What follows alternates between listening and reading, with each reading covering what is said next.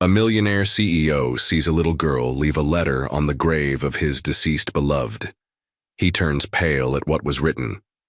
Before we dive into the story, drop a comment below and tell us where you're watching from. Enjoy the story, The Autumn. Air in Westbrook Cemetery carried a crisp chill, rustling the golden leaves scattered along the stone pathways. Jackson Blackwell stepped out of his sleek black Bentley, adjusting the cuffs of his custom-made suit. He was a man of wealth and power, the CEO of Blackwell Industries. Yet as he walked through the cemetery past rows of old tombstones, he felt none of the authority that defined him in the corporate world. Today marked the 3rd anniversary of his wife Whitney's passing, and every year he made this lonely pilgrimage to honor the woman he had loved more than anything. No board meetings, no acquisitions, no deadlines, just silence and the overwhelming grief that never seemed to fade. As he approached her grave, his polished shoes crunching against the gravel, he noticed something unusual. A small girl sat beside Whitney's headstone, her tiny arms wrapped around her knees. She couldn't have been more than 7 or 8, dressed in a thin, faded jacket despite the biting cold. Her brown hair was tousled, and her face, pale and innocent, bore an expression of deep sorrow. Jackson's brows furrowed. It was rare to see strangers near his wife's grave. Who was this child, and why did she look as if she belonged there? Clearing his throat, Jackson spoke, his voice carrying the weight of curiosity and authority. "Hey, are you lost?" The girl looked up, her large, tear-filled eyes locking onto Jackson's with an intensity that made him pause. There was something oddly familiar about those eyes, something that sent a strange uneasiness crawling up his spine. The girl shook her head slowly. "No," she whispered. "I came to see my mom." For a moment, Jackson thought he had misheard. His heart pounded against his ribs and a cold, creeping sensation settled in his chest. "Your what?" he asked, his voice unsteady. The girl hesitated before pointing to the name engraved on the marble headstone. Whitney Blackwell. The world seemed to tilt. Jackson felt his breath hitch, his mind racing in a desperate attempt to make sense of what he had just heard. His wife had never been pregnant, at least not to his knowledge. They had talked about having children, but life had gotten in the way. The long work hours, the stress, the silent sacrifices they had both made. And then, before they could ever make it happen, she was gone. Yet here stood a child claiming to be her daughter. As the girl placed a small folded letter near the flowers Jackson had brought, he noticed her hand trembling. "I'm Sophia," she said quietly. "She used to visit me before she went to heaven." Jackson's hands clenched into fists, his pulse roaring in his ears as he reached for the letter she had left behind. The first sentence alone made his world collapse. "Dear Mommy, I miss you so much." Jackson stood frozen in place, his breath forming small misty clouds in the cold air. The little girl beside his wife's grave, this child named Sophia, had just shattered everything he thought he knew about Whitney. His mind refused to accept the possibility, but the emotions in his chest told a different story. He had built his life on logic, strategy, and careful decision-making. Yet here he was, staring into the tear-filled eyes of a child who bore an uncanny resemblance to the woman he had loved. Every fiber of his being wanted to deny it, to walk away and convince himself that this was some mistake. But he couldn't. Something in Sophia's face, in the way she clung to the gravestone as if it were her last connection to a mother she barely knew, anchored Jackson to the moment. He swallowed hard and forced himself to speak. "Who else knows about this?" he asked, his voice quieter now, measured. Sophia looked down, kicking at the fallen leaves near the headstone. "Just Miss Clara," she murmured. "She told me when I was old enough to understand. She said my mommy loved me but couldn't take care of me. She used to come sometimes, but then she stopped." The girl hesitated before looking up again. "Did she stop because of you?" The question hit Jackson like a punch to the gut. He staggered back slightly, caught off guard by the raw innocence in Sophia's voice. His heart pounded as the implications settled in. Had Whitney kept this child a secret from him out of guilt? Had she feared his reaction? He had never been cruel, but he knew himself. He was a man who valued control, who expected honesty, who never dealt well with unexpected chaos. Had she been afraid that telling him would destroy them? He crouched down, leveling his gaze with Sophia's. "I didn't know about you," he said, his voice laced with a mix of regret and disbelief. If I had, things would have been different. But even as he said the words, he wondered if they were true. Would he have accepted this? Would he have taken in a child and raised her as his own? Straightening up, he pulled out his phone and scrolled through his contacts until he found the number for his private investigator, Marcus Reed. "I need you to look into something for me," he said the moment the line connected. "A girl named Sophia at a children's home. Find out everything, how she got there, who her biological father is, and if there are any records connecting her to Whitney." He ended the call before Marcus could ask questions. Right now, he didn't have the patience for explanations. He turned back to Sophia, who was watching him with cautious curiosity. "Come with me," Jackson said, offering his hand.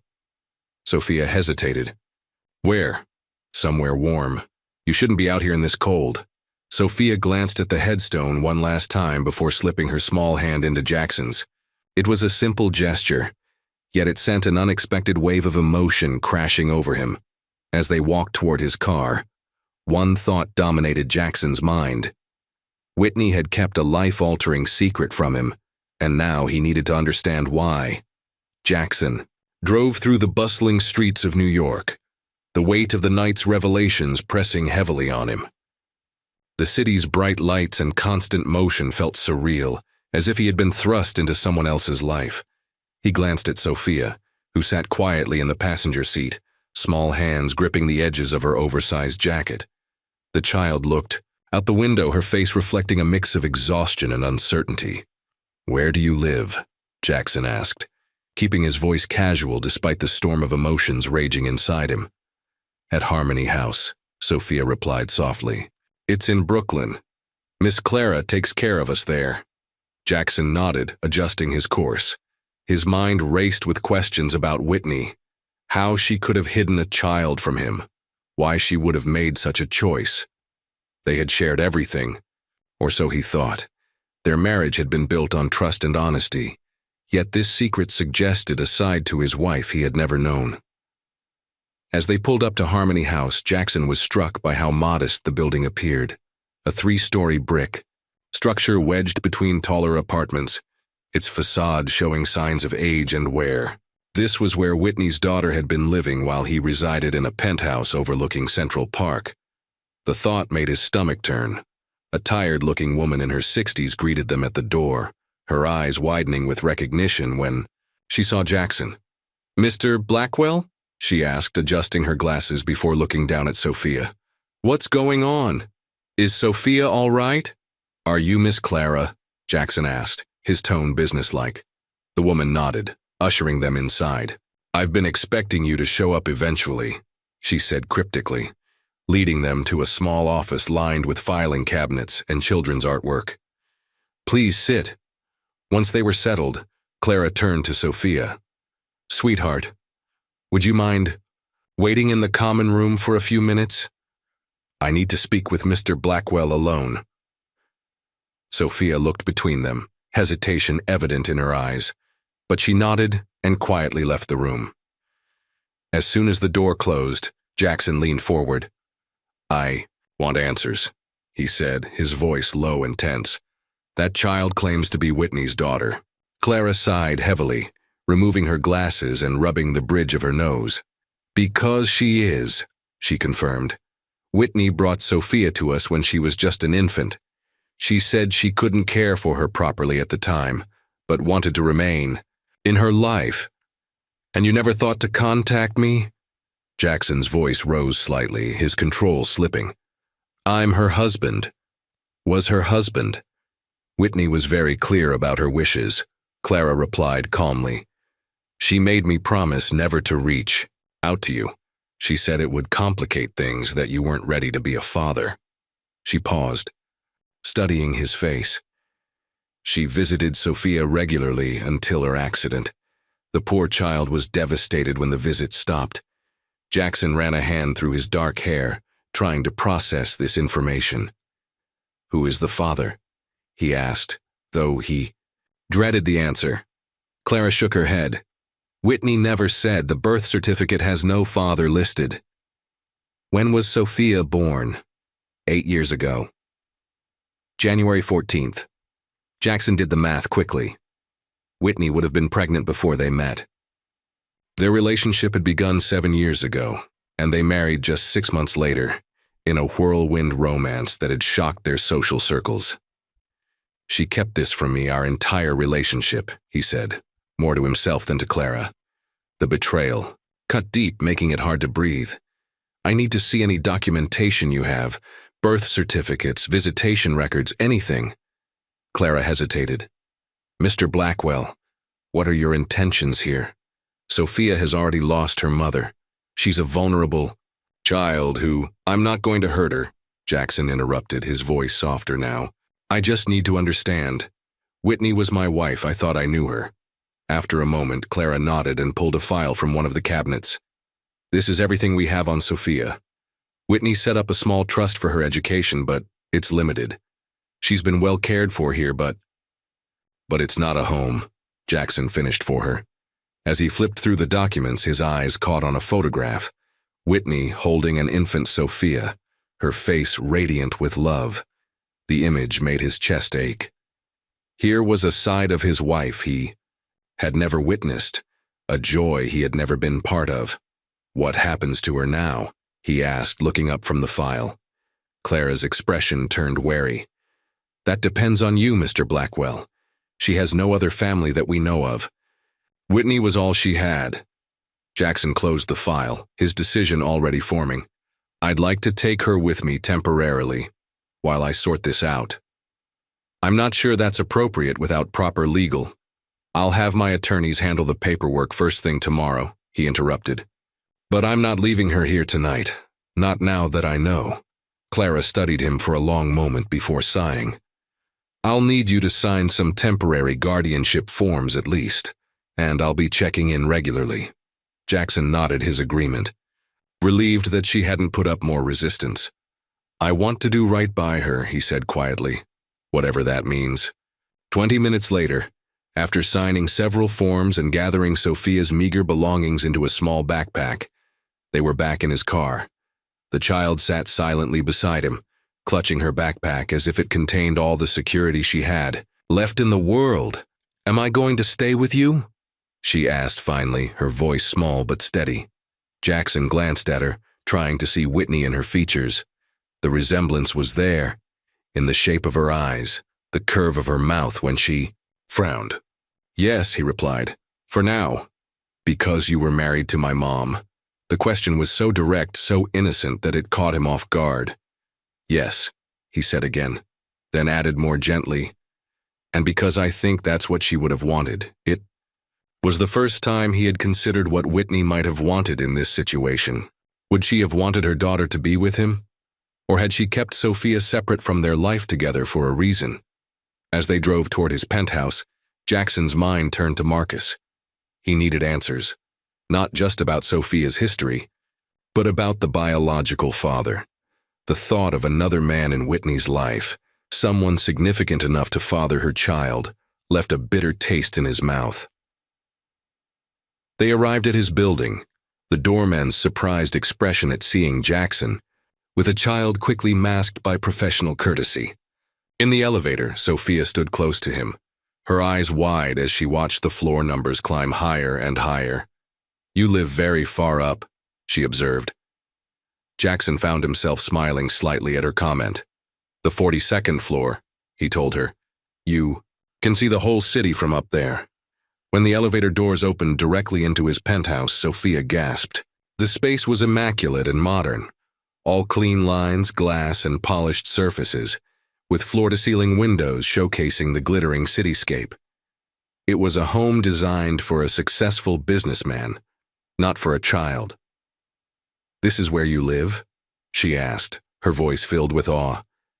"Yes," Jackson replied, suddenly seeing his home through her eyes. The sleek, uncomfortable-looking furniture, the absence of color or warmth, the distinct lack of anything that might appeal to a child. "It's very clean," Sophia offered diplomatically. Despite everything, Jackson felt an unexpected laugh escape him. "Yes, I suppose it is." He set her backpack down. "Are you hungry?" Sophia nodded hesitantly, while Jackson ordered dinner. Realizing belatedly that he had no idea what children typically ate, Sophia wandered around the living room, her small hands carefully avoiding touching anything. She stopped in front of a photograph on the mantel, one of the few personal touches in the entire penthouse. "That's her," she said quietly. "That's my mom." Jackson moved to stand beside her, looking at the wedding photo he had kept despite the pain it sometimes caused. Whitney was radiant in white, her smile bright and carefree as she looked up at him. "Yes," he said, his voice rough with emotion. "That's Whitney." Sophia reached out, her fingers hovering just above the glass frame. "She used to sing to me sometimes," she whispered. "When she visited, she had a nice voice." The simple observation hit Jackson with unexpected force. Whitney had indeed had a beautiful voice, something she rarely shared with others. How many other private moments had she shared with this child that he knew nothing about? What else did she do when she visited? He found himself asking. Sophia's face brightened slightly at the question. "She brought me books, and we would read together. Sometimes she would tell me stories about places she'd been." Her voice dropped lower. "She said one day she would take me to see the ocean." Jackson swallowed hard. Whitney had loved the ocean. It was where they had honeymooned, where they had spent their happiest days together. "I've never seen it," Sophia continued. "Is it as big as they say?" "Bigger," Jackson replied. "It goes on forever." Their conversation was interrupted by the arrival of dinner. As they ate, Jackson observed Sophia carefully, noting how she ate, slowly and with surprisingly good manners. How she kept glancing around the penthouse as if afraid to settle in too comfortably. "You'll stay in the guest room tonight," he told her when they had finished. "Tomorrow we'll figure out something more suitable." Sophia nodded, following him to the spare bedroom with its queen-sized bed and minimalist decor. The bed was enormous, compared to her small frame, and Jackson realized he had no idea how to make a child comfortable for the night. "Do you need anything?" he asked awkwardly. Sophia shook her head, then hesitated. "Do you have a light? For the dark?" Jackson frowned, then understood. "A nightlight?" She nodded, a hint of embarrassment crossing her face. "I don't, but..." He reached for the bedside lamp, adjusting its dimmer to the lowest setting. "We can leave this on. Is that okay?" Sophia nodded again, relief evident in her expression. "Thank you," she said quietly. As Jackson turned to leave, her voice stopped him at the doorway. "Mr. Blackwell?" He turned back. "Yes?" "Are you going to send me back tomorrow?" The question hung in the air between them, loaded with uncertainty and fear. Jackson saw in her eyes the same question. Would he, like her mother, eventually disappear? From her life too? "No," he said firmly, surprising himself with the conviction in his voice. "I'm not sending you back." Only when he was alone in his study, a glass of whiskey in hand, did Jackson allow himself to fully process the night's events. He pulled out his phone and dialed Marcus again. "I need everything you can find on Sophia," he said without preamble. "And I need to know who her father is.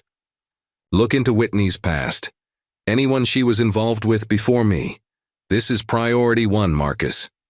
After ending the call, Jackson sat in silence, staring at the city lights below.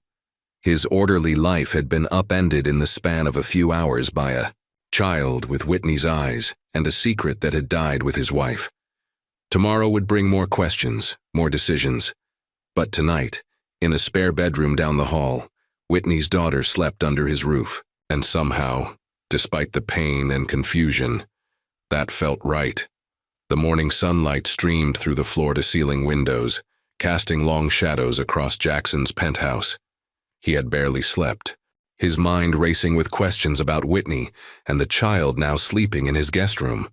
After years of meticulous control over every aspect of his life, he found himself in uncharted territory. His phone buzzed with a message from Marcus. Preliminary. Info gathered. Can meet at 9 a.m. Jackson glanced at the clock, 7:30. He quietly made his way to the kitchen, starting the coffee machine before pausing, realizing he had no idea what to offer Sophia for breakfast. His refrigerator, typically stocked with premium ingredients for his personal chef to prepare his meals, suddenly seemed woefully inadequate for a child. A small sound caught his attention. Sophia stood in the hallway, her hair slightly mussed. From sleep wearing the same clothes from yesterday. Good morning, Jackson said, feeling oddly formal. Good morning, she replied quietly, her eyes taking in the kitchen with its gleaming surfaces and professional-grade appliances. Are you hungry? He asked, and when she nodded, he continued. What do you usually have for breakfast? Sophia shrugged. Cereal mostly, sometimes toast. Jackson frowned. He had neither. How about eggs? He suggested, remembering one of the few dishes he could competently prepare. Okay, she agreed, climbing carefully onto one of the high stools at the kitchen island. As Jackson cracked eggs into a bowl, he found himself in the unusual position of making small talk with an 8-year-old. Did you sleep all right? Yes, Sophia said, then added, Your house is very quiet. At Harmony House, there's always noise. Jackson considered this as he whisked the eggs. Too quiet? She shook her head. Just different. They ate in relative silence, Jackson stealing glances at the child across from him. In the morning light, her resemblance to Whitney was even more pronounced. The same thoughtful expression, the same way of tilting her head slightly when considering something. I have a meeting this morning, he finally said, but I'd like you to come with me. Sophia looked up, a flicker of anxiety crossing her face. What kind of meeting? With someone who's helping me understand more about your situation, Jackson explained, choosing his words carefully. After that, we'll need to get you some new clothes and other things you might need. She nodded slowly, accepting his plan with the same quiet resignation he had noticed the night before. The demeanor of a child accustomed to having little say in what happened to her. An hour later, they arrived at Jackson's office in the Blackwell Industries headquarters. His assistant Rebecca's eyes widened at the sight of Sophia, but to her credit she recovered quickly. Mr. Blackwell, Mr. Reed is waiting in your private conference room, she said professionally, then smiled at Sophia. And who might this be? Before Jackson could answer, Sophia spoke up. I'm Sophia, she said simply. Rebecca looked questioningly at Jackson, who merely nodded. Rebecca, could you stay with Sophia for a few minutes while I speak with Marcus? Understanding dawned in Rebecca's eyes. She had worked for Jackson long enough to know that Marcus Reed handled his most sensitive investigations. Of course. She agreed, then turned to Sophia with a warm smile. Would you like to see something cool? I have a view of the entire city from my desk. Sophia glanced at Jackson, who gave her an encouraging nod before following Rebecca. Marcus Reed was already seated in the conference room, a folder on the table in front of him. He stood as Jackson entered, his expression carefully neutral. I've found some interesting information, Marcus said after they were seated. But I have to say, this isn't what I expected when you called last night. Neither did I, Jackson admitted. What have you got? Marcus opened the folder, sliding several documents across the table. Sophia Grace Morgan, born January 14, 2017, at New York Presbyterian. Mother listed as Whitney Morgan, her maiden name. No father listed on the birth certificate. Jackson studied the document, the sight of Whitney's signature making his chest tighten. 2 weeks after birth, Whitney placed her in the care of Harmony House Children's Center, with an arrangement for regular visitation rights. Marcus continued. She set up a modest trust fund for the girl's education and basic needs. From what I can gather, she visited consistently, usually twice a month until her death 3 years ago. And there's no indication of who the father might be? Jackson asked, his voice tense. Marcus hesitated. I'm still digging, but there's something interesting. He pulled out another document. Whitney filed a paternity testing request when Sophia was about 6 months old. It appears she never followed through with it, but she listed a potential father, Ethan Reynolds. Jackson froze at the name. Ethan Reynolds was no stranger to him, a ruthless businessman whose tech company often competed with Blackwell Industries for the same contracts. The men had crossed paths at industry events and negotiations tables, maintaining a cold professional courtesy that masked their mutual dislike. Reynolds, Jackson repeated, his mind racing. Are you certain? Marcus nodded. The paperwork is clear. Whether she actually informed him or conducted the test, I can't say yet. Jackson leaned back in his chair, processing this information. Whitney had been pregnant with another man's child when they met. Specifically, the child of someone who later became his business rival. Had she known who Reynolds was to Jackson? Had she kept Sophia a secret to avoid complicating their relationship with this connection? What's your next move? Marcus asked after a moment. Jackson exhaled slowly. I need to know if Reynolds knows. About her. If he's aware he has a daughter and has chosen to stay away, or if he's as in the dark as I was. And if he doesn't know, then I need to decide whether to tell him, Jackson said, his jaw tightening. But first, I need to be absolutely certain he's the father. Can you arrange for DNA testing, discreetly? Marcus nodded. I can have it done today if you bring the girl in. Results would take a few days. Do it, Jackson instructed. And keep digging into Reynolds. I want to know everything. His personal life, his temperament, any hints that he might have known. About Sophia. As Marcus gathered his documents, he paused. What are you planning to do with the girl in the meantime? It was a question Jackson had been asking himself all night. She stays with me, he said firmly. At least until I figure this out. Marcus raised an eyebrow but said nothing. They had worked together long enough for him to know when Jackson had made up his mind. When Jackson emerged from the conference room, he found Sophia sitting at Rebecca's desk, carefully drawing on a notepad.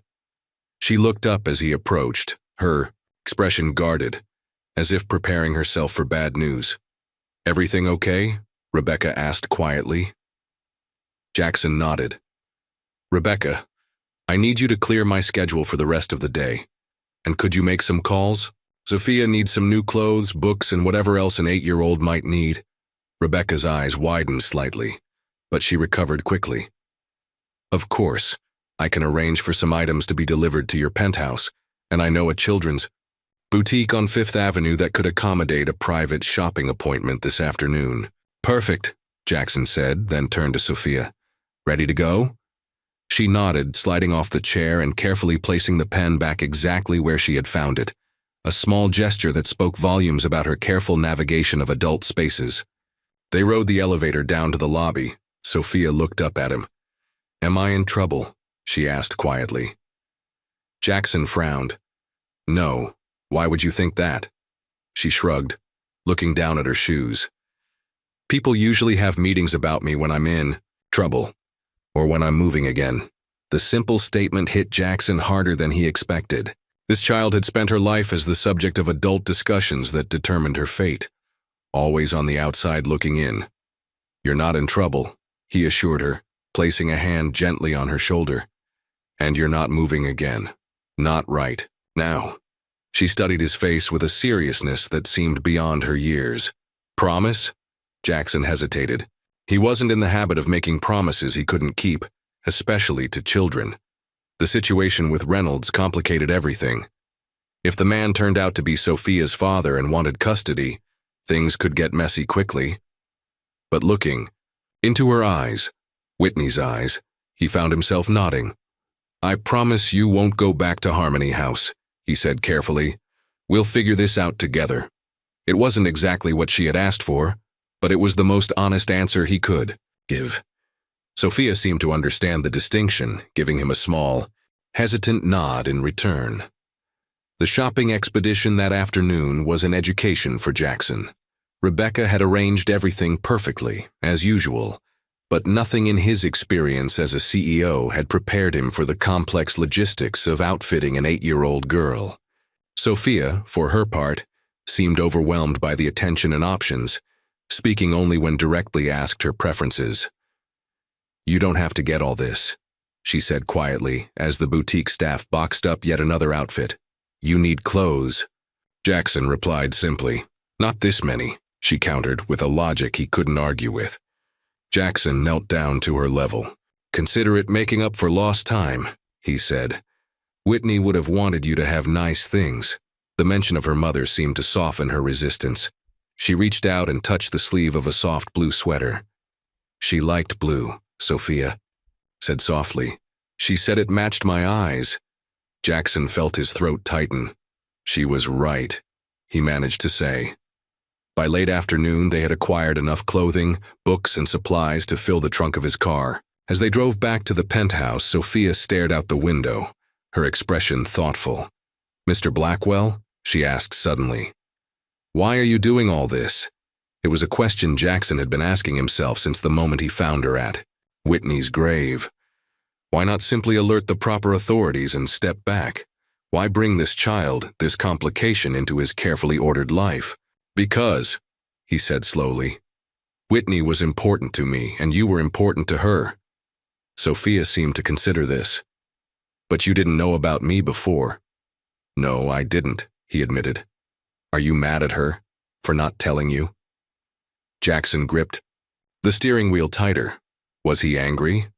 Yes, part of him was furious that Whitney had kept such a significant secret, but anger was tangled with grief, confusion, and an unexpected protectiveness toward the child beside him. "I wish she had told me," he said finally. "But I'm not mad at her, I'm just trying to understand." Sophia nodded, as if his answer satisfied something deep within her. She used to say that sometimes people keep secrets because they're scared, not because they're bad. The observation, so simple yet profound, caught Jackson off guard. Had Whitney been scared? Of his reaction, perhaps? Of disrupting their life together? Or of something else entirely? As they pulled into the underground parking of his building, Jackson's phone buzzed with a message from Marcus. DNA sample collected from Reynolds at Charity Gala last week. Testing underway. Also found financial records. Monthly payments from Whitney's personal account to Harmony House, separate from the trust. Started before the girl was born. Jackson put his phone away, his mind racing with the implications. Whitney had planned carefully, preparing for Sophia's care, even before she was born. This wasn't a rash decision or a momentary lapse in judgment. It was deliberate, calculated, just like everything else Whitney had done in her life. As he helped Sophia carry her new belongings into the elevator, Jackson realized that the woman he had married, the woman he thought he knew completely, had been capable of maintaining a life-altering secret for years.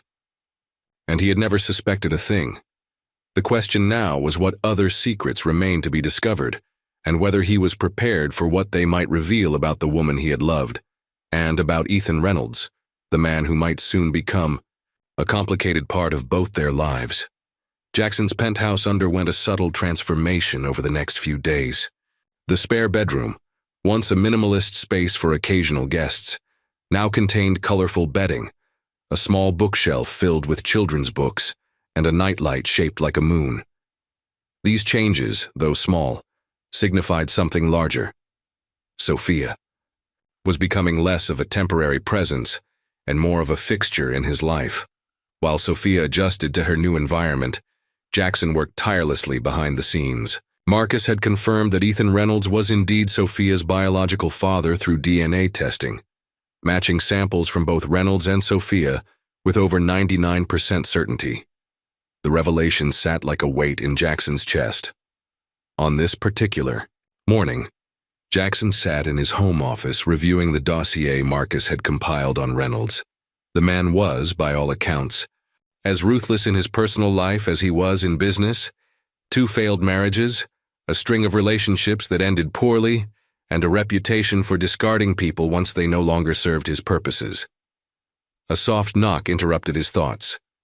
Sophia stood in the doorway, a book clutched in her hands. "Am I bothering you?" she asked hesitantly.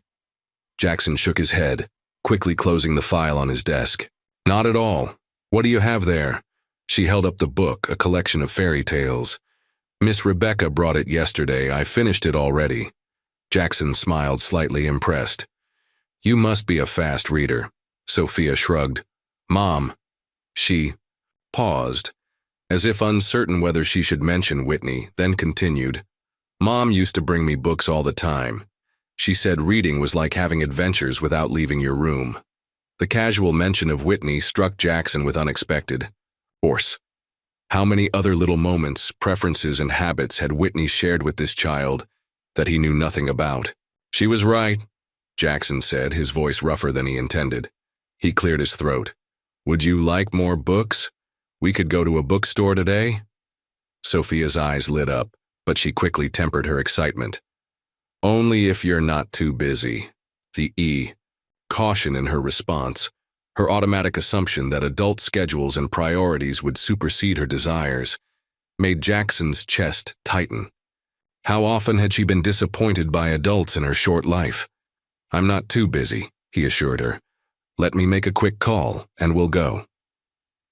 After Sophia left to get ready, Jackson called Marcus with specific instructions.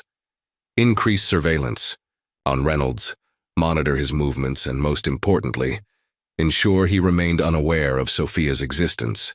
Jackson wasn't ready for that confrontation. Not until he had a better plan for protecting Sophia from the fallout. The bookstore visit proved to be an unexpected pleasure. Sophia moved through the children's section with purpose, selecting books with a seriousness that made Jackson smile. They were checking out with a stack of novels, science books, and art supplies, when Jackson spotted a familiar face entering the store, Vanessa Powell, a business associate who ran one of New York's most prestigious private schools. Jackson. Blackwell, she greeted warmly, her eyes moving curiously to Sophia. What a surprise to see you here. Jackson introduced Sophia simply as a family friend's daughter, staying with him temporarily, but Vanessa's shrewd eyes took in the comfortable way Sophia stood near him, the protective hand he placed on her shoulder. She's quite the reader, I see, Vanessa commented, noting their purchases. She is, Jackson agreed, a hint of pride in his voice that surprised even him. After a brief conversation about mutual acquaintances, Vanessa handed him her card. If you're considering educational options for your young friend, give me a call. Brighton Academy has an excellent program for gifted children. The suggestion lingered in Jackson's mind as they drove home. Sophia would need school eventually. A proper education, structure, stability. These were long-term considerations, evidence that in his mind at least her presence in his life was becoming less temporary. Who was that lady? Sophia asked as they rode the elevator up to the penthouse. Someone who runs a school, Jackson replied. A very good one. Sophia nodded thoughtfully. Would I go there? The question was loaded with implications. About permanence, about Jackson's intentions, about the future. Jackson chose his words carefully. Would you like to? Eventually, you'll need to return to school. Sophia was quiet for a moment. I've never been to a real school before. Just classes at Harmony House. She hesitated. Do you think I'd be smart enough? The uncertainty in her voice made Jackson frown. Of course you would, he said firmly. You're very bright. Later that night, after Sophia had gone to bed, Jackson sat in his living room with a glass of scotch, staring at the city lights below. His phone buzzed with a message from Marcus. Reynolds making inquiries about Whitney's past. Source at his office says he's looking into her financial records from 8 to 9 years ago. Jackson's hand tightened around his glass. Why was Reynolds suddenly interested in Whitney's past? Did he suspect something? Or was this just a coincidence? Either way, the clock was ticking. It was only a matter of time before Reynolds discovered the truth, that he had a daughter, and that Jackson Blackwell was currently raising her. The question was no longer if Reynolds would find out, but when.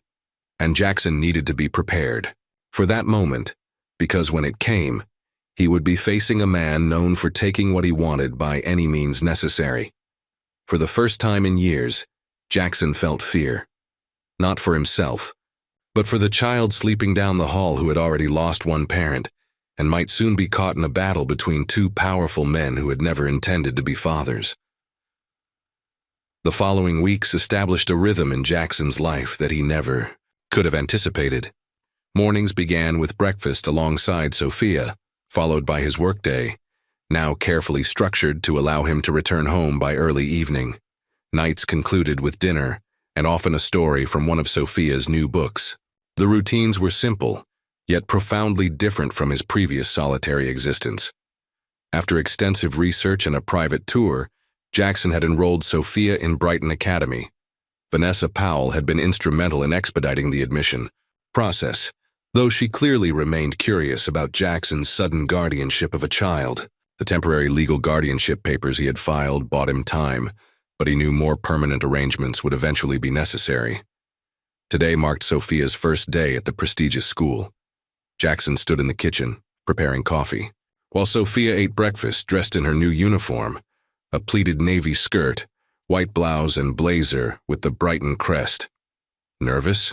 he asked, noticing how she pushed her cereal around the bowl. She nodded slightly. "What if no one likes me?" Jackson considered this. He was hardly an expert on childhood social dynamics, having attended boarding schools where his family name had guaranteed a certain status. "Just be yourself," he offered. "You're smart and kind. That matters more than anything else." Sophia looked unconvinced, but nodded anyway. As they prepared to leave, Jackson's phone buzzed with a message from Marcus. "Reynolds scheduled meeting with Clara at Harmony House today. 3 p.m. Jackson's stomach tightened. Reynolds was getting closer. First Whitney's financial records, now Harmony House. The pieces were coming together for him. "Is everything okay?" Sophia asked, noticing his expression. "Everything's fine," Jackson assured her, pocketing his phone. "Let's get you to school." Brighton Academy occupied a stately brownstone on the Upper East Side, its interior a blend of traditional aesthetics and modern educational facilities.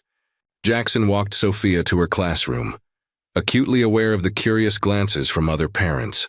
Billionaire CEO Jackson Blackwell personally escorting a child to school was bound to raise eyebrows.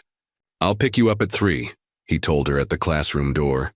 Sophia nodded, her face a mask of bravery despite the anxiety evident in her eyes. Promise, the word, so simple, yet weighted with meaning, had become significant between them. It was Sophia's way of seeking reassurance that she wouldn't be forgotten or abandoned again. "Promise," Jackson said firmly. He waited until she entered the classroom before leaving, his mind already shifting to the problem of Ethan Reynolds. If Reynolds was meeting with Clara today, he was close to discovering the truth about Sophia. Jackson needed to get ahead of the situation. Instead of heading to his office, Jackson drove directly to Harmony House. Clara seemed unsurprised to see him.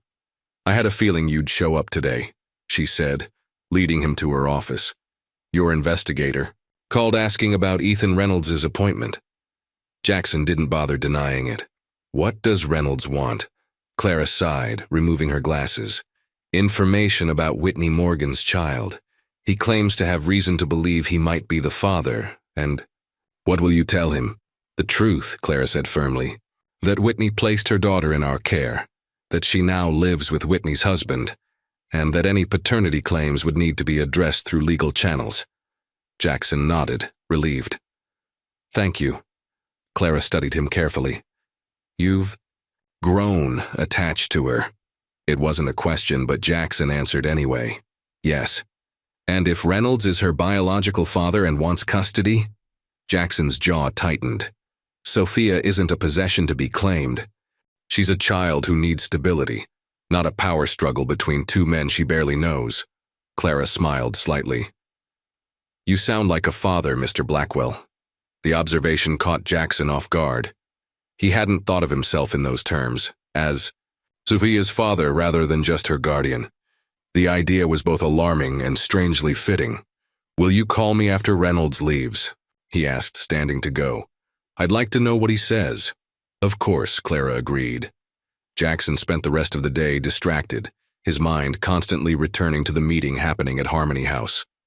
At 2:30, he left to pick up Sophia from school, determined to maintain her routine regardless of what might be unfolding behind the scenes.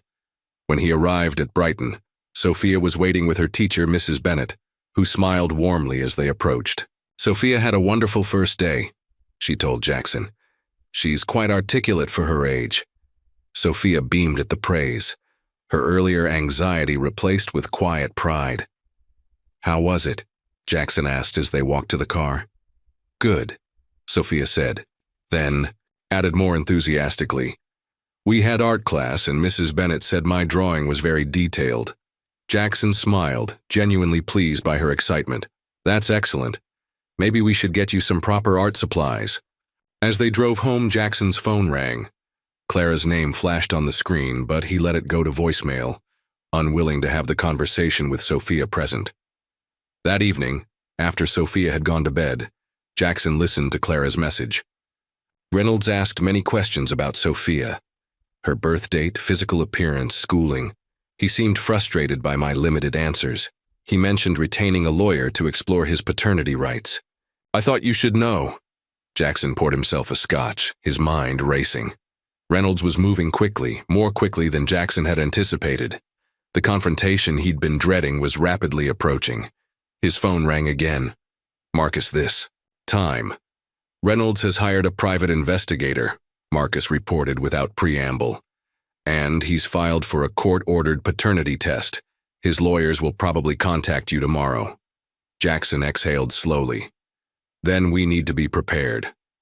Contact my legal team tonight. I want options on my desk by morning." After ending the call, Jackson walked to Sophia's room, quietly opening the door to check on her. She slept peacefully, clutching a stuffed rabbit he'd brought home last week. The sight reinforced his resolve. He had promised Sophia stability, promised that she wouldn't be uprooted again. It was a promise he intended to keep, regardless of who her biological father might be. The coming battle with Ethan Reynolds would be unlike any business negotiation or corporate takeover. The stakes were infinitely higher. This wasn't about assets or market shares. It was about a little girl who had already lost too much, and Jackson was prepared to fight with everything he had to protect her. The inevitable confrontation came sooner than Jackson expected. He was reviewing documents in his home office when Rebecca called to inform him that Ethan Reynolds was in the lobby of his building, demanding to see him. Jackson glanced at the clock, 4:30 p.m. Sophia would be home from school any minute with the driver he had arranged. "Tell security to send him up," Jackson instructed, ending the call. He had barely enough time to alert his head of security to intercept Sophia and take her directly to the service elevator before the penthouse intercom announced Reynolds' arrival.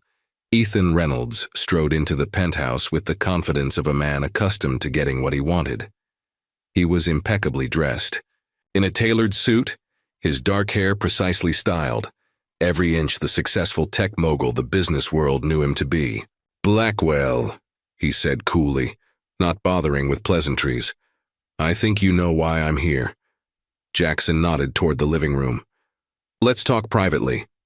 Once seated, Reynolds wasted no time. "You have my daughter." "I have Whitney's daughter," Jackson corrected, his voice measured. "A child who has been through enough upheaval in her young life." Reynolds' eyes narrowed. "DNA doesn't lie, Blackwell. I've seen the test results. Sophia is my biological child, and I intend to claim my parental rights."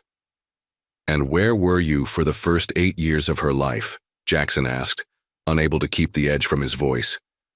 "Whitney never told you about her?" A flicker of something, regret perhaps, or anger crossed Reynolds' face. "No, she didn't. But that doesn't change the facts. I'm Sophia's father and I want to be part of her life." "You mean you want to take her?" Jackson said flatly. Reynolds leaned forward. "She belongs with me. We're blood. What is she to you? The secret child of your dead wife? A charity case?" The accusation stung, but Jackson maintained his composure. "She's a child who needs stability and care, not a trophy to be fought over by two men she barely knows." "My lawyers will be contacting you," Reynolds said, standing abruptly. "I suggest you prepare Sophia for the change. Make it easier on everyone." Jackson rose to face him. "If you truly care about her well-being, you'll consider a less disruptive approach." She's just starting to adjust to school, to life here. With you? A man who isn't her father, who didn't even know she existed until a few weeks ago? Reynolds shook his head. Save the concerned act, Blackwell. We both know this. Is about Whitney, not the girl. Before Jackson could respond, the elevator doors opened and Sophia stepped into the penthouse, her school backpack slung over one shoulder. She froze at the sight of the two men standing in apparent confrontation. "Mr. Blackwell," she said uncertainly. Jackson moved toward her, placing a protective hand on her shoulder. "Sophia, this is a business associate, Mr. Reynolds. He was just leaving." Reynolds stared at Sophia, his expression a complex mixture of wonder and calculation. The resemblance was undeniable. They shared the same deep-set eyes, the same slight dimple in the left cheek when their expressions turned serious. "Hello, Sophia," Reynolds said, his voice softer now. "It's very nice to meet you." Sophia glanced up at Jackson, clearly sensing the tension in the room. "Hello," she replied politely. Moving closer to Jackson's side, "We'll continue this discussion later," Jackson told Reynolds firmly, guiding Sophia toward the hallway. As Reynolds left, his parting words hung in the air. "Sooner than you think, Blackwell." That night, after Sophia was asleep, Jackson made a difficult decision. He wouldn't wait for Reynolds to dictate the terms of their confrontation. It was time to tell Sophia the truth. About Reynolds, about Whitney, about everything. The following morning, Jackson sat with Sophia at the breakfast table, watching as she methodically arranged her cereal pieces in neat rows. Her small ritual, one of many he'd noticed over their weeks together, spoke of a child who sought control in a world where adults made all the important decisions for her. "Sophia," he began carefully, "I need to talk to you about something important." She looked up, instantly alert to the seriousness in his tone. Fear flickered across her face, the instinctive reaction of a child who had learned that serious adult. Conversations often preceded unwelcome changes. "You're not in trouble," he quickly assured her. "It's about the man you met yesterday, Mr. Reynolds." "Your business friend?" she asked, pushing her cereal bowl aside. Jackson took a deep breath. "He's not exactly a business friend. He's your biological father, Sophia." Silence filled the kitchen as Sophia processed his words. Her eyes widened slightly, but otherwise her expression remained carefully neutral. Another trait he'd come to recognize, her ability to mask emotions when faced with difficult information. "How do you know?" she finally asked, her voice small but steady. "I had tests done," Jackson admitted. "DNA tests. They confirm he's your father." Sophia frowned slightly. "Does he want me to go live with him?" The directness of her question caught Jackson off guard, though it shouldn't have. Sophia had always shown a remarkable ability to cut to the heart of adult matters. "He says he does," Jackson answered honestly. "But what matters more is what you want, and what's best for you." "Do I have to decide right now?" Jackson shook his head quickly. "No, absolutely not. But I wanted you to know the truth because Mr. Reynolds will probably want to meet with you, to get to know you." Sophia considered this, her small fingers tracing patterns on the table. "Did my mom know he was my dad?" "I believe she did," Jackson said gently. "But for reasons I don't fully understand, she chose not to tell him about you." "Maybe she was protecting me," Sophia suggested quietly, echoing what she had once told him about secrets. Maybe she knew he wouldn't be a good dad. Jackson was careful not to let his personal opinion of Reynolds color his response. Maybe, or maybe she thought she was doing what was best for everyone. At the time, Sophia looked up at him, her eyes searching his face. "Would I still get to see you if I had to go with him?" The question pierced Jackson like a physical pain. "I would make absolutely certain of it," he promised. "No matter what happens with Mr. Reynolds, you and I have a connection now. That doesn't just disappear." She nodded slowly, seeming to take comfort in his words. "Can I think about it? About meeting him?" "Of course," Jackson assured her. "There's no rush. We'll figure this out together." Later that day, Jackson met with his legal team, who presented him with several options. None were ideal. As Sophia's biological father, Reynolds had strong legal standing. The temporary guardianship Jackson had established could be challenged, especially given his tenuous connection as the widower of Sophia's mother. "What about shared custody?" Jackson asked. His lead attorney frowned.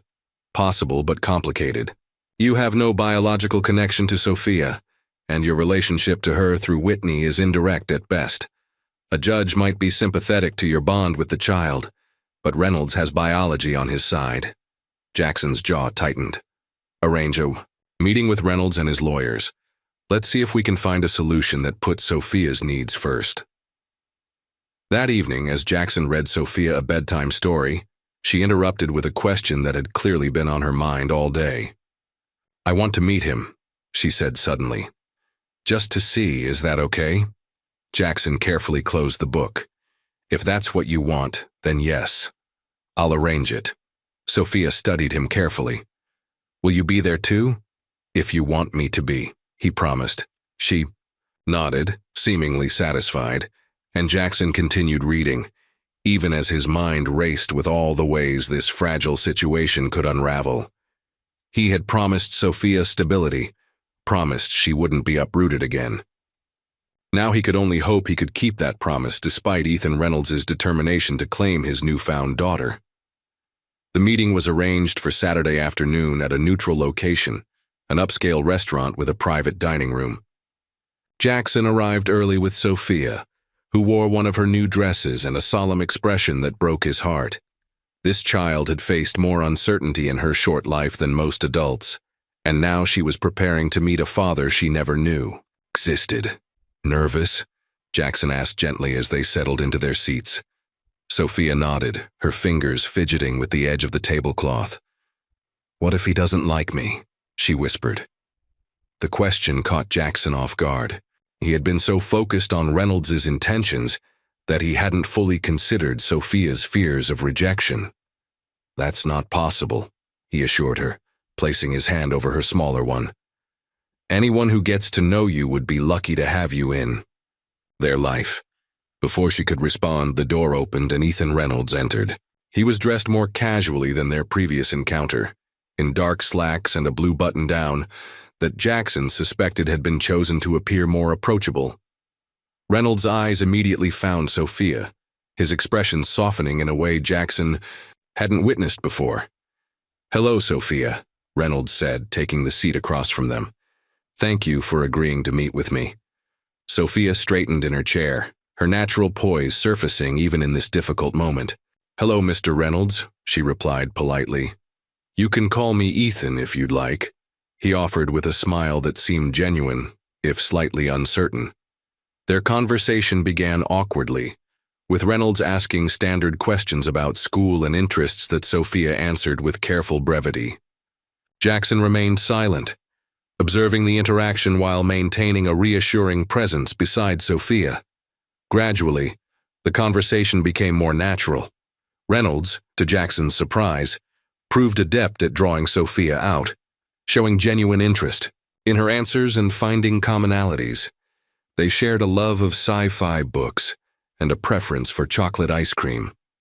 "Your mother and I knew each other a long time ago," Reynolds explained when Sophia finally asked about their connection. "We lost touch before I knew about you." "Why didn't she tell you?" Sophia asked with the direct curiosity of a child. Reynolds glanced at Jackson briefly before answering. "I think she made the decision she thought was best at the time," he said carefully. "Adults sometimes make complicated choices for reasons that make sense to them." It was a diplomatic answer that Jackson hadn't expected, avoiding placing blame while acknowledging the complexity of Whitney's choice. As lunch progressed, Jackson noticed something unexpected. Reynolds was genuinely good with Sophia. Despite his cutthroat business reputation, he showed patience and attentiveness that suggested he might indeed have something valuable to offer Sophia as a father. The realization was uncomfortable. It would be easier if Reynolds were clearly unsuitable, a straightforward villain in this scenario. Instead, Jackson found himself facing a more complicated truth. Ethan Reynolds might actually be capable of being a decent father to Sophia. When dessert arrived, Reynolds excused himself briefly to take a call, giving Jackson a moment alone with Sophia. "What do you think?" he asked her quietly. Sophia considered the question with her typical thoughtfulness. "He's nice," she said finally. "Different than I expected." "Different how?" She shrugged. "He listens, like you do." The comparison simultaneously warmed and worried Jackson. Sophia was forming a positive impression of Reynolds, which was good for her emotionally but complicated the custody situation immensely. When Reynolds returned, he addressed Sophia directly. "I've enjoyed meeting you today," he said, his tone sincere. "I hope we can spend more time together, get to know each other better." Sophia nodded cautiously. "I'd like that." As they prepared to leave, Reynolds pulled Jackson aside while Sophia gathered her things. "We need to talk," Reynolds said, his voice low. "About arrangements going forward." Jackson nodded stiffly. "My lawyers can—" "Not lawyers," Reynolds interrupted. "Just us." He hesitated, "as two people who care about her welfare." The concession surprised Jackson. "Fine, I'll call you." Outside the restaurant, Reynolds knelt to Sophia's level. "It was wonderful meeting you properly," he said. "May I give you something when you are?" She nodded. He pulled a small box from his pocket and handed it to her. Inside was a delicate silver bracelet with a single charm, a small book that opened to reveal tiny pages. "I heard you like stories," Reynolds explained as Sophia examined it with wonder. "Now you can carry one with you always." The thoughtful gift impressed even Jackson, who had expected something more ostentatious from a billionaire trying to win. "Favor?" As they drove home, Sophia was quieter than usual, occasionally glancing at the bracelet on her wrist. "You okay?" Jackson asked, concerned by her silence. "Is it bad if I like him?" she asked suddenly, her voice small. Jackson's hands tightened on the steering wheel as he carefully considered his response. His personal feelings about Reynolds were irrelevant. What mattered was Sophia's emotional well-being. "No," he said. Finally. "It's not bad at all, it's good actually. But I don't want things to change," she admitted. "I like living with you." The simple confession made Jackson's chest tighten with emotion. "I like having you with me too," he said softly. "And no matter what happens, that won't change. We're connected now, Sophia, remember that." That evening, after Sophia had gone to bed, Jackson poured himself a scotch and stood by the window, watching the city lights below. The meeting had forced him to confront an uncomfortable reality. This wasn't a simple battle between right and wrong, between a suitable guardian and an unsuitable one. Both he and Reynolds could offer Sophia valuable things: security, opportunities, affection. His phone buzzed with a message from Reynolds. "We should discuss shared custody arrangements. She needs both of us." Jackson stared at the words for a long moment. The Ethan Reynolds he thought he knew would never have suggested sharing anything, let alone something as significant as parental rights. Perhaps Sophia had affected him as profoundly as she had Jackson. He typed a reply, agreed for Sophia's sake. It wasn't a resolution, but it was a starting point. Two men setting aside their differences and egos for the welfare of a child who deserved better than to be a pawn in their power struggle. The weeks following Sophia's first meeting with Reynolds evolved into a delicate balancing act. Jackson and Reynolds, guided by their respective legal teams, crafted a temporary arrangement that allowed Sophia to maintain her stable routine while gradually spending more time with her biological father. Wednesdays became Reynolds' days, when Ethan would pick Sophia up from school and spend the afternoon with her, returning her to Jackson's penthouse by dinner. Saturdays featured longer visits, sometimes extending into the evening. The arrangement wasn't perfect, but it offered Sophia consistency while allowing her relationship with Reynolds to develop naturally. Today was Saturday, and Jackson found himself alone in his penthouse, struggling with the emptiness. He had grown accustomed to Sophia's presence, her quiet reading in the corner of the living room, her thoughtful questions at dinner, the sound of her footsteps as she explored the space that had become her home. Without her, the penthouse felt hollow, reverting to the sterile showcase it had been before her arrival. His phone buzzed with a text from Reynolds, taking Sophia to the Natural History Museum. She mentioned you two hadn't been yet. Jackson felt a twinge of something. Not quite jealousy, but a complex emotion he couldn't easily name. He had indeed promised to take Sophia to the museum weeks ago, but work commitments had repeatedly forced postponement. Now Reynolds was stepping in, fulfilling the promise Jackson had made. "She'll enjoy that," he texted back, keeping his response neutral despite his conflicted feelings. Later that afternoon, Jackson met with Marcus in his home office. The investigator had continued monitoring Reynolds, though with less intensity, since their tentative truce began. "Reynolds seems genuinely invested in the girl," Marcus reported, reviewing his notes. "No red flags in his interactions with her. Actually, he's cleared his schedule significantly. Canceled 3 international trips in the past month alone." Jackson nodded, unsurprised. He had observed Reynolds' growing dedication to Sophia firsthand. The man who had stormed into his penthouse, demanding custody, was gradually being replaced by someone more thoughtful, more patient. A transformation Jackson recognized because he had experienced it himself. "What about his business dealings?" Jackson asked. "Any indication he's distracted or making rash decisions?" Marcus raised an eyebrow. "Looking for weaknesses, boss?" Jackson shook his head. "Just trying to understand where his head is at. Actually, he's been unusually careful lately. Pulled out of that aggressive takeover of Novatech that everyone expected him to push through. Word is, he's focusing on stability over expansion." The information gave Jackson pause. Reynolds' business strategy had always been predatory. Identify vulnerable companies, acquire them aggressively, and extract maximum value regardless of human cost. This apparent shift toward caution and sustainability suggested a more profound change than Jackson had anticipated. His contemplation was interrupted by the arrival of Sophia and Reynolds. He heard their voices in the foyer, Sophia's excited chatter about dinosaur fossils and Reynolds' attentive responses. When they entered the living room, Sophia immediately ran to Jackson, her eyes bright with excitement.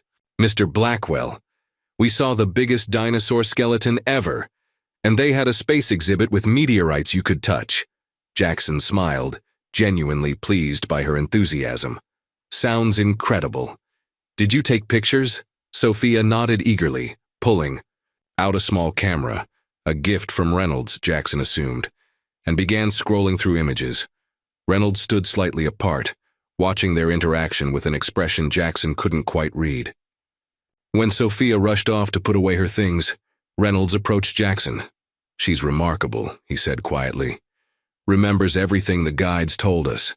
Asked questions that impressed even the doctoral student leading the tour." Jackson nodded, a sense of pride warming his chest. She's always been like that, observant, curious. An awkward silence fell between them, two men united only by their connection to the child, now humming happily down the hall. Finally, Reynolds cleared his throat. "My lawyers submitted the formal shared custody proposal yesterday," he said. "Did yours review it yet?" "This morning," Jackson confirmed. "The terms seem reasonable, but you have some concerns about the holiday schedule." Reynolds nodded. "We can discuss modifications. The important thing is consistency for Sophia."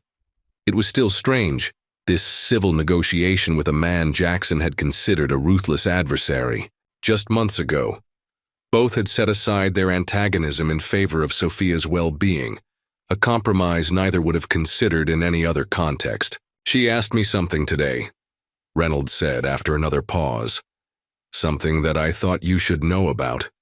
Jackson tensed slightly. "What was it?" "She asked if she could call me Dad." Reynolds' expression was complex, pride mingled with uncertainty. "I told her I'd be honored, but that we should talk with you first." The revelation hit Jackson harder than he expected. It was inevitable, of course. Reynolds was her biological father, and their relationship was developing naturally. Still, the thought of Sophia calling Reynolds Dad highlighted Jackson's own ambiguous position in her life. What was he to her? Not her father, not merely her guardian. Something in between that lacked a clear definition. That's between you and Sophia, Jackson said finally, his voice carefully neutral. It makes sense that she'd want to call you that. Reynolds studied him for a moment. She also asked what she should call you. Jackson looked up, surprised. What did you tell her? That it was for the two of you to decide, Reynolds replied. But that she's lucky to have two people who care about her so much. It was perhaps the most generous thing Reynolds had ever said to him, an acknowledgement of Jackson's place in Sophia's life that couldn't have been easy for a man accustomed to viewing relationships as exclusive territory. Before Jackson could respond, Sophia returned, breaking the tension between them. Reynolds said his goodbyes, promising to see her on Wednesday, and left with a nod to Jackson. Not quite friendly, but respectful. That night, as Jackson tucked Sophia into bed, she looked up at him with serious eyes. "Can I ask you something?" "Important," she said. Jackson sat on the edge of her bed. "Of course. Is it okay if I call Mr. Reynolds Dad?" she asked, watching his reaction carefully. Jackson maintained a gentle expression despite the pang in his chest. "Of course it is. He is your dad, after all." Sophia nodded, seeming relieved by his answer. "What about you?" she asked after a moment. "What should I call you?" It was the question Jackson had been anticipating since Reynolds mentioned it. What was he to her? Not her father in blood, but something equally important in heart. "What would you like to call me?" he asked, leaving the decision in her hands. Sophia thought for a moment, her brow furrowing in concentration. Finally, she smiled. "Can I call you Jackson? Not Mr. Blackwell anymore, that sounds too far away." The simplicity of her request touched him deeply. Not Dad. That title belonged to Reynolds now, but his first name bridging the formal distance that had existed between them. "I'd like that very much," he told her honestly. Sophia smiled, satisfied with this resolution, and settled back against her pillows. As Jackson turned off her light, leaving only the soft glow of her moon-shaped nightlight, he realized that names and titles mattered less than the bonds they represented. Whatever Sophia called him, he was committed to being a permanent fixture in her life, a promise he intended to keep regardless of legal documents or biological connections. Autumn gave way to winter, bringing with it the holiday season and new complexities to the delicate balance Jackson and Reynolds had established. The shared custody arrangement had been formalized through their attorneys, and while there were occasional tensions, both men remained committed to making it work for Sophia's sake. On this particular evening, Jackson sat in his office reviewing the holiday schedule. Thanksgiving would be spent with Reynolds, Christmas Eve with Jackson, and Christmas Day split between them. It was a reasonable compromise, but Jackson couldn't help feeling a twinge of melancholy. This would be his first Christmas with Sophia, yet he would have to share it. A soft knock interrupted his thoughts. Sophia stood in the doorway, clutching a folder of school papers. "Are you busy?" she asked, hovering uncertainly at the threshold.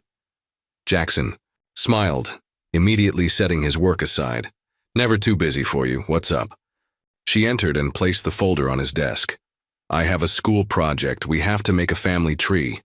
Jackson felt his chest tighten. Family trees were complicated enough for children with traditional families, but for Sophia, with her unique situation, it presented particular challenges.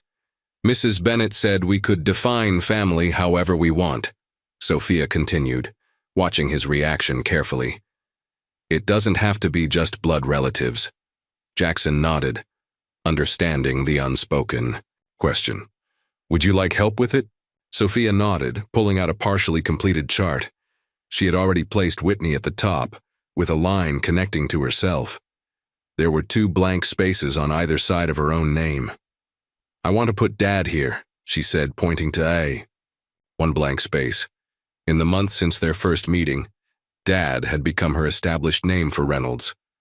"But I wasn't sure," she trailed off, looking at the remaining blank space with uncertainty. "Wasn't sure what?" Jackson prompted gently. "If I could put you here," she said quietly, "since we're not related by blood." The simple honesty of her concern touched Jackson deeply. "Family isn't just about blood, Sophia," he said carefully. "It's about who's there for you. Who cares about you? So I can put you on my family tree? If you want to, Jackson assured her. I'd be honored. Sophia smiled, visibly relieved.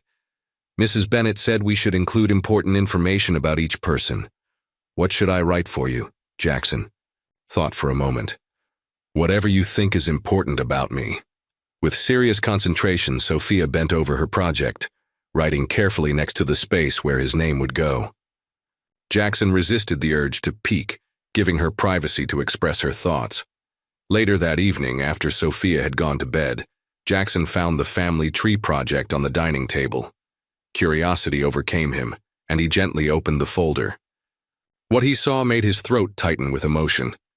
In neat handwriting beside Whitney's name, Sophia had written, "My mom. She loved books and the ocean.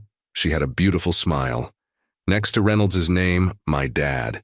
He's smart and tells funny jokes. He teaches me about science." And beside Jackson's name, she had written, "He saved me. He keeps his promises. He makes me feel safe." The simple assessment, so honest, so perceptive, affected Jackson more deeply than elaborate praise ever could. In Sophia's eyes, his most important quality wasn't his wealth or achievements, but his reliability. He had promised her stability, and that promise meant everything to her. The following day, Jackson received an unexpected call from Reynolds. "I need a favor," Reynolds said, foregoing any greeting. "I have an emergency board meeting that can't be rescheduled. It's Wednesday, my day with Sophia. Could you keep her?" "Of course," Jackson replied, surprised by the request. Reynolds had never missed his designated time with Sophia before. "Thanks," Reynolds said, sounding genuinely relieved. "And there's something else. Sophia's birthday is coming up next month, January 14th, Jackson confirmed. "I've already started planning something small." "I was thinking we could do something together," Reynolds suggested. "A joint celebration. For her sake." The proposal caught Jackson off guard. Their carefully negotiated arrangement had maintained clear boundaries between their respective times with Sophia. A joint celebration would be unprecedented and complicated. "You think that's a good idea?" Jackson asked cautiously. "I think it's what Sophia would want," Reynolds replied simply. "She shouldn't have to divide her special day between us." Jackson couldn't argue with that logic. "All right, we'll plan something together." After ending the call, Jackson found himself reflecting on how much had changed. Months ago, the thought of collaborating with Ethan Reynolds on anything, let alone a child's birthday party, would have seemed absurd. Yet here they were, two former adversaries finding common ground for the sake of a little girl who had unexpectedly become the center of both their lives. That evening, as Jackson helped Sophia with her homework, she looked up suddenly. "Dad told me he can't come tomorrow," she said. "He said there was an important meeting." Jackson nodded. "That's right. You'll stay here with me instead." Sophia seemed to consider this carefully. "He looked sad about it. I told him it was okay." "That was kind of you," Jackson said, touched by her empathy. "I think he worries I'll be upset with him if he misses things," she observed with surprising insight. "Like I might think he doesn't care enough."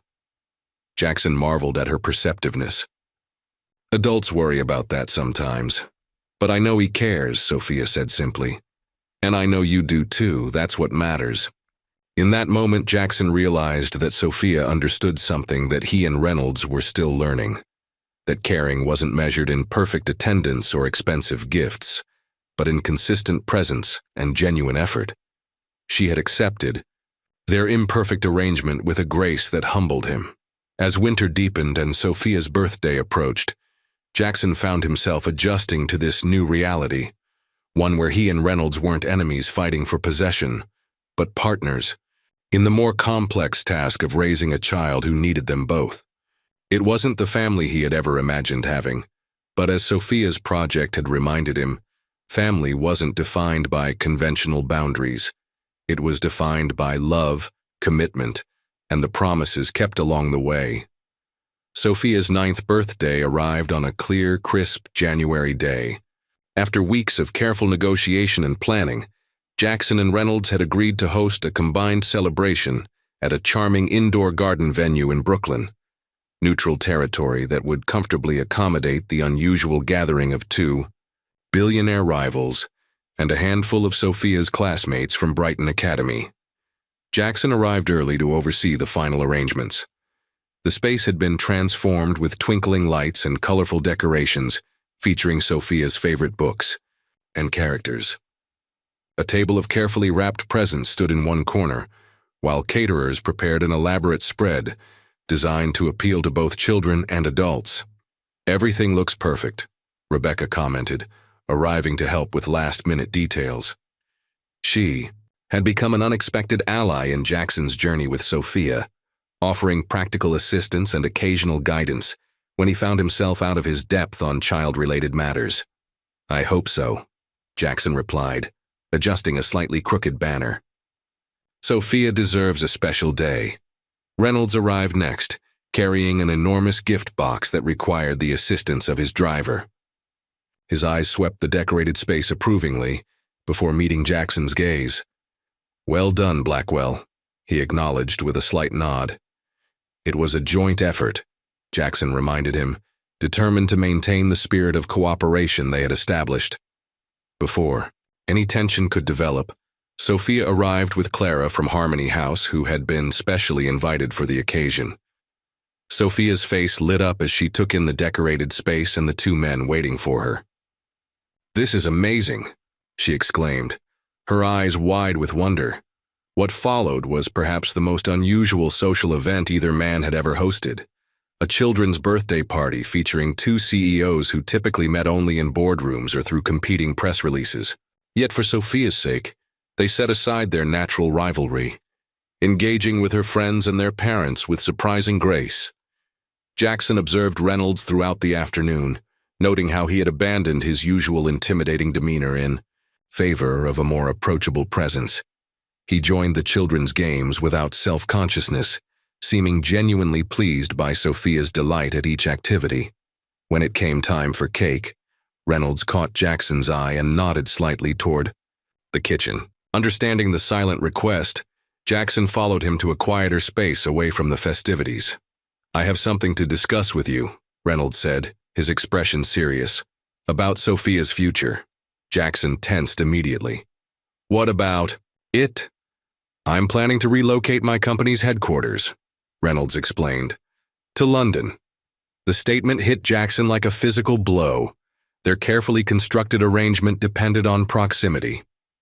If Reynolds moved to London, the delicate balance they had established would collapse entirely. "And you want to take Sophia with you," Jackson concluded, his voice tight. Reynolds shook his head. "That's just it. I don't." Jackson blinked, caught off guard by the unexpected response. "At least not permanently," Reynolds clarified. "I've been watching her these past months. She's thriving, Blackwell. Her teachers say she's excelling academically. She's making friends. She's happy." He paused, seeming to struggle with his next words. "Uprooting her now would undo all that stability. I won't do that to her." Jackson studied the man carefully, searching for some hidden motive behind this apparent selflessness. "What are you suggesting?" "I'll maintain my current visitation schedule through video calls when I'm away, and in person during the months I'm back in New York," Reynolds explained. "The company transition will take about 2 years, during which I'll split my time between locations. Once things are settled, we can reassess." The proposal was unexpectedly reasonable, prioritizing Sophia's well-being over Reynolds' parental rights. It was a sacrifice Jackson hadn't anticipated from a man known for his ruthless pursuit of personal interests. "Why are you doing this?" Jackson asked bluntly. Reynolds was quiet for a moment, his gaze drifting toward the party room where Sophia's laughter could be heard. "When I first found out about her, all I could think about was what I was owed," he admitted. "My right to know my child, my right to be her father, but now what? Now I understand what Whitney might have seen in me all those years ago," Reynolds said quietly. Someone too consumed with ambition to put a child's needs first. The raw honesty of the statement hung between them. Two driven men who had been forced to reconsider their priorities because of one small girl. She needs consistency, Reynolds continued. She needs the life you've given her. I won't take that away just to satisfy my ego. Jackson found himself genuinely moved by Reynolds' evolution. She needs you too, he acknowledged. You're her father. We'll make this work, for her sake. When they returned to the party, Sophia was waiting to open her presents, her face alight with anticipation. As Jackson watched her carefully unwrap each gift, exclaiming with genuine gratitude regardless of size or cost, he felt a surge of protective affection that had only grown stronger over the months. Later, as the party wound down and guests began to leave, Clara approached Jackson with a small envelope. Whitney left this for Sophia, she explained. To be given on her 9th birthday. I thought today would be the right time. Jackson accepted the envelope with surprise. You've had this all along? Clara nodded. Whitney was very specific about the timing. When only Jackson, Reynolds, and Sophia remained, Jackson presented her with the envelope. There's one more gift, he said gently. From your mother. Sophia's eyes widened as she took the envelope with trembling fingers. Inside was a handwritten letter and a small silver key. She read silently, tears gathering in her eyes as she reached the end. What does it say? Reynolds asked softly. She wrote it before she died, Sophia explained, her voice wavering. She says she loves me and that she hopes I'll understand someday why she made the choices she did. The key is for a special box she left with Miss Clara that has things from when I was a baby. The three of them sat together in silence. The weight of Whitney's presence felt strongly in the room. She had connected them in ways none could have predicted, her choices, however complicated, ultimately bringing them to this moment. As they prepared to leave, Sophia suddenly embraced both men, one arm around each of them, pulling them into an unexpected group hug. This was the best birthday ever, she declared with conviction. Looking over her head, Jackson and Reynolds shared a brief glance of mutual understanding. Their unusual arrangement wasn't perfect, but for Sophia, they would continue to make it work. Two men who had learned, somewhat reluctantly, to share the most important responsibility either had ever faced. Spring arrived in New York with its characteristic unpredictability. Warm, sunny days interspersed with sudden downpours that left the city streets glistening. The seasonal transition mirrored the evolving dynamics among Jackson, Reynolds, and Sophia as they adjusted to their new arrangement. Reynolds had begun his transatlantic business restructuring, spending 2 weeks in London followed by 2 weeks in New York. During his absences, nightly video calls with Sophia became a ritual, with Jackson ensuring she had the privacy and technical support needed for these virtual visits with her father. On this particular morning, Jackson sat in the kitchen reviewing emails while Sophia prepared for school. Their routine had become comfortable and familiar.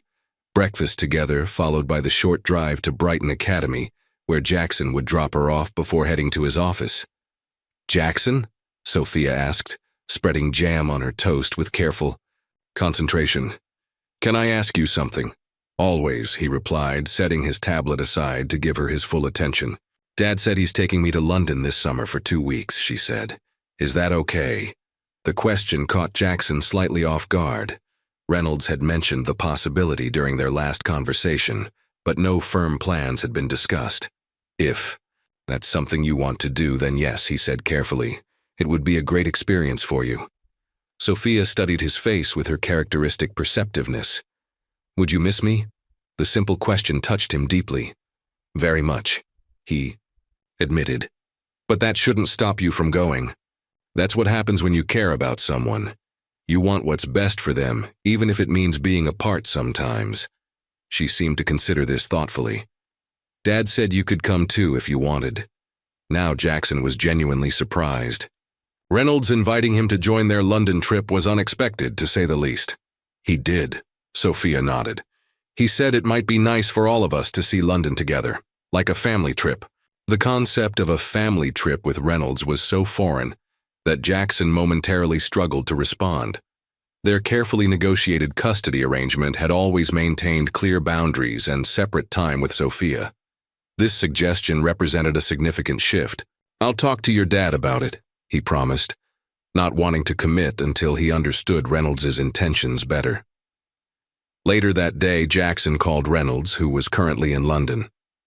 "Sophia mentioned a summer trip," Jackson said after brief pleasantries, "and that you suggested I join you both." There was a slight pause before Reynolds responded.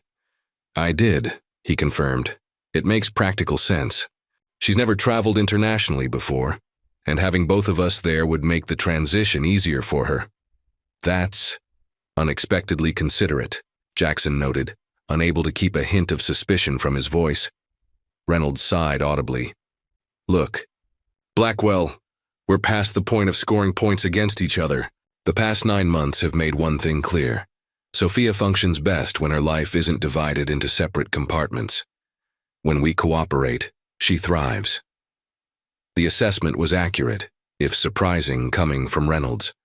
There had been a noticeable, positive change in Sophia's confidence and emotional security as the tensions between the two men decreased. Besides, Reynolds continued with unexpected candor, "She talks about you constantly when she's with me. And I suspect she talks about me when she's with you.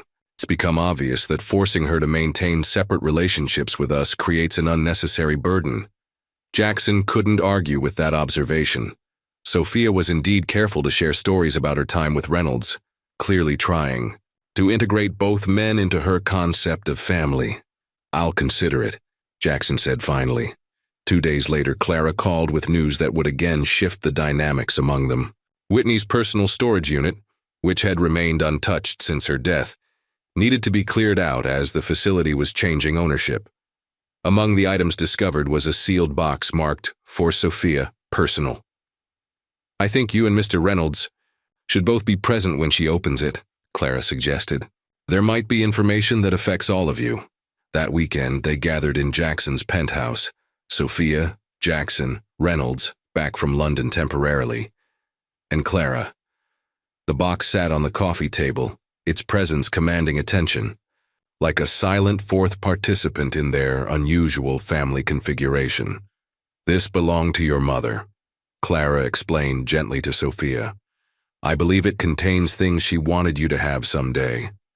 With the small silver key from her birthday letter, Sophia carefully unlocked the box.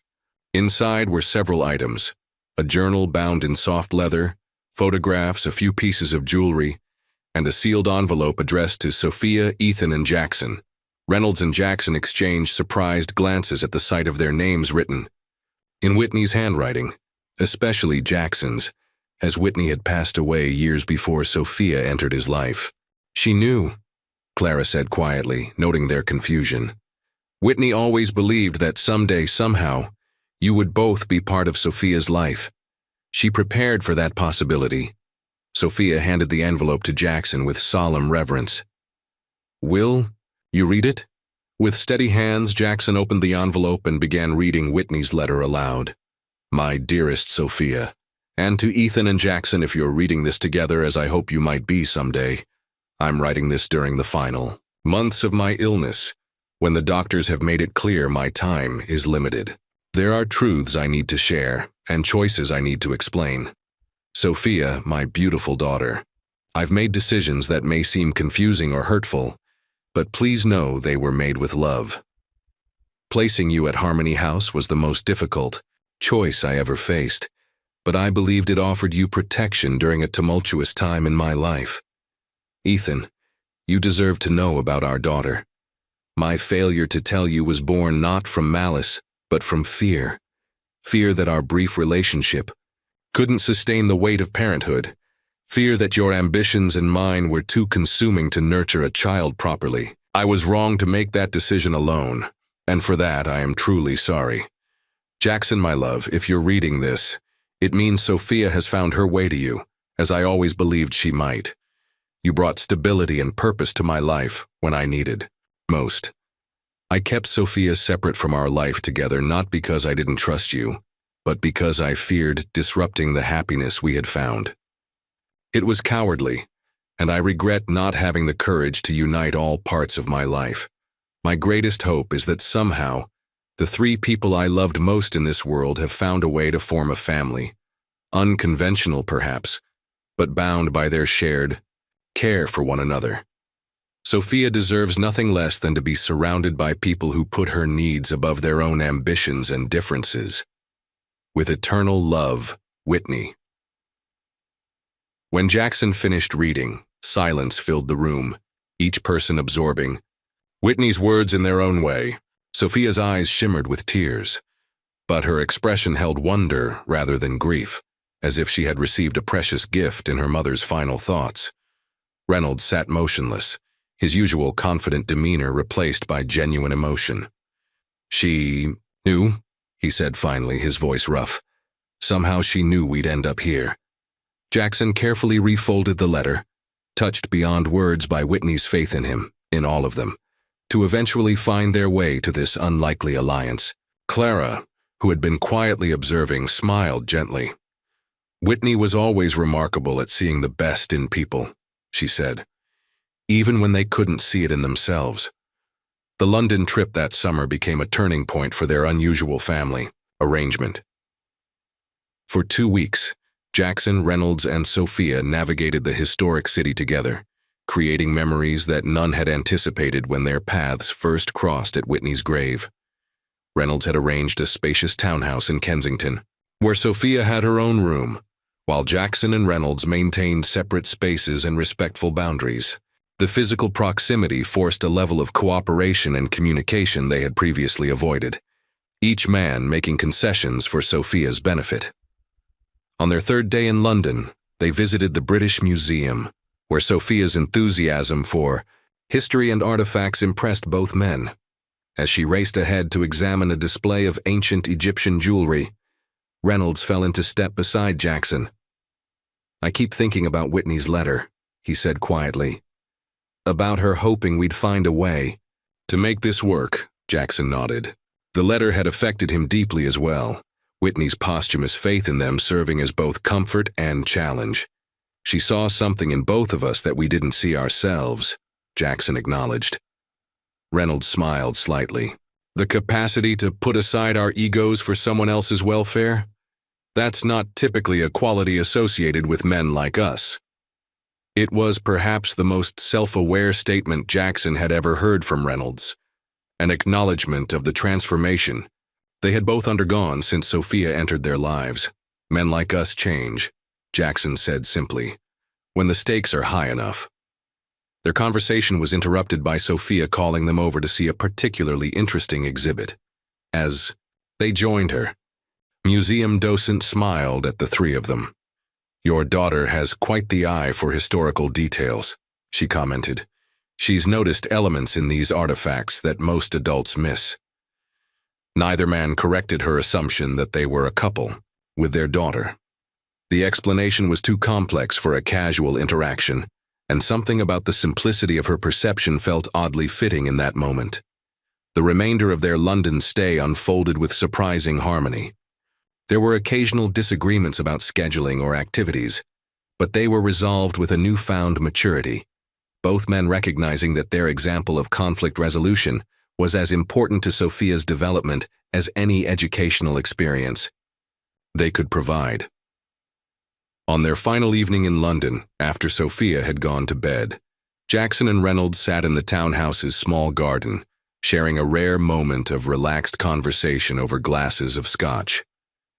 "I'm expanding operations on the West Coast," Jackson mentioned casually. "San Francisco office needs attention for the next quarter." Reynolds nodded, understanding the implication. "I'll be primarily in New York until October. I can cover more time with Sophia while you're away." This easy exchange of practical information would have been unthinkable months earlier, when every interaction was laden with suspicion and territorial concerns. Now, it felt almost natural, two co-parents coordinating schedules for their child's benefit. "She's happy," Reynolds observed, looking toward the window of Sophia's room. "Genuinely happy. Not just coping or surviving, but thriving." "That's all Whitney wanted," Jackson replied.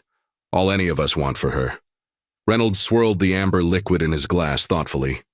I've been thinking about the coming school year. Brighton is excellent, but with both our travel schedules increasing, the daily logistics are becoming complicated. Jackson had been considering the same issue. What did you have in mind? Westlake Academy has an exceptional boarding program with weekends home, Reynolds suggested. Many of my colleagues' children attend.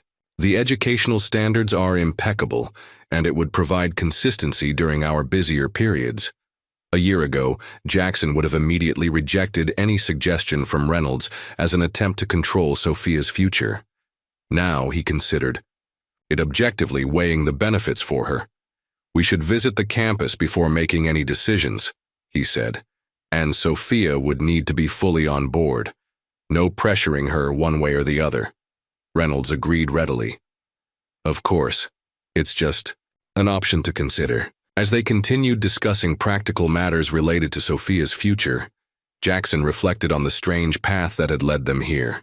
Two career-driven men, once rivals, now sitting in a London garden discussing school options like any other, parents concerned about their child's education. When they returned to New York, the transition was smoother than anticipated. Sophia returned to her routine with a new confidence, speaking excitedly to her friends about her international adventure. Both men resumed their demanding work schedules, but with a more coordinated approach to ensuring Sophia's needs remained prioritized. The visit to Westlake Academy proved illuminating. The campus was indeed impressive, with extensive academic and extracurricular offerings. Sophia approached the tour with characteristic thoughtfulness, asking detailed questions about the library, science facilities, and weekend arrangements. "What do you think?" Jackson asked her afterward as they drove back to the city. "Remember, this is completely your decision. No pressure either way." Sophia was quiet for a moment, considering. "I think I'd like to stay at Brighton," she finally said. "At least for now. I have friends there, and I like coming home every day." Her reference to home, Jackson's penthouse, warmed him unexpectedly. After nearly a year in his care, Sophia had finally begun using that word without hesitation. Brighton. "'Tis," Reynolds agreed from the back seat. "We'll make the current arrangement work." That evening, as Jackson helped Sophia organize her school supplies for the upcoming term, she looked up with a serious expression. "Can I ask you something important?" "Of course," Jackson replied, setting down the stack of notebooks he'd been labeling. "Are you and Dad friends now?" she asked, her tone suggesting the answer mattered deeply to her. Jackson considered the question carefully. "I don't know if friends is exactly the right word," he answered honestly. "But we respect each other, and we both want what's best for you. That's what matters most." Sophia nodded, seemingly satisfied. "Mom would be happy about that," she said with certainty. "That we're all taking care of each other." The simple observation struck Jackson with unexpected force. Perhaps that was exactly what they had become. Three people taking care of each other in their own ways, forming a family unlike any he had ever imagined, but no less real for its unconventional structure. As the new school year began and autumn approached, their arrangement continued to evolve and strengthen. The custody schedule remained flexible, adapting to both men's business demands while maintaining Sophia's sense of security. There were challenges, of course, miscommunications, occasional tensions, but the foundation they had built proved resilient. Whitney's vision, so clearly articulated in her letter, was gradually becoming reality, a family formed not by traditional bonds, but by the shared commitment to a child who had brought unexpected purpose and meaning to all their lives. 2 years later, on a warm June afternoon, Sophia stood on the stage of Brighton Academy's auditorium, accepting the Outstanding Achievement in Science Award at her 5th grade graduation ceremony. From the audience, Jackson and Reynolds watched with identical expressions of pride, seated side by side in the front row. "She's remarkable," Reynolds whispered as Sophia delivered a poised thank you speech. Jackson nodded in agreement, just like her mother. The past 2 years had transformed all their lives in ways none could have predicted. Reynolds had successfully established his London operations while maintaining his New York presence, ensuring he never spent more than 3 weeks away from Sophia. Jackson had expanded Blackwell Industries across 3 continents, but arranged his travel schedule to complement Reynolds, creating a seamless support system for Sophia. More surprisingly, the 2 men had developed a relationship that, while not exactly friendship, had evolved into a genuine partnership based on mutual respect and shared purpose. Their initial animosity had given way to an understanding that transcended their business rivalry. After the ceremony, the 3 of them celebrated at Sophia's favorite restaurant, joined by Clara from Harmony House, who had remained a treasured connection to Whitney. As Sophia chatted excitedly about her upcoming science camp, Jackson noticed how confident and secure she had become, a far cry from the guarded, uncertain child he had met at the cemetery 3 years ago. "I have something for both of you," Sophia announced suddenly, pulling 2 small gift boxes from her backpack. "For graduation. We're supposed to be giving you gifts, not the other way around," Reynolds said with a smile, accepting the carefully wrapped package.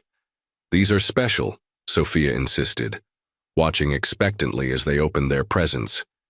Inside each box was an identical silver compass, elegantly engraved. Jackson examined his closely, reading the inscription on the back. "To guide you home. Love, Sophia."